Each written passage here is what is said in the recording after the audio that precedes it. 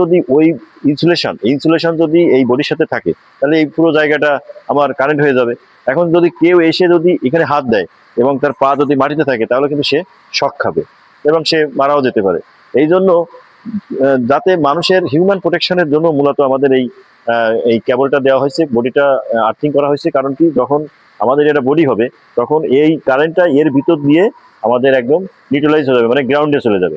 কারণ মানুষের ভিতর থেকে যাবে না। কারণ কেন যাবে না? কারণ মানুষের একটা শরীরে একটা রেজিস্ট্যান্স থাকে। এখন কারেন্ট কিন্তু সবসময় সহজ পথে চলতে চেষ্টা করে। এই জন্য সে দেখবে যে না, আমার তো এই পথটা সহজ, কারণ এখানে কোনো রেজিস্ট্যান্স নেই, আমার কোনো বাধা নেই।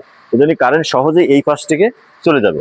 আর আমার কাছ থেকে আসবে না, কারণ কারণ আমার ভিতরে একটা হোম আছে বা রেজিস্ট্যান্স আছে, সেটা অনেক ভালোই হোম, ধরেন মেগা হোম পর্যন্ত এরকম আছে।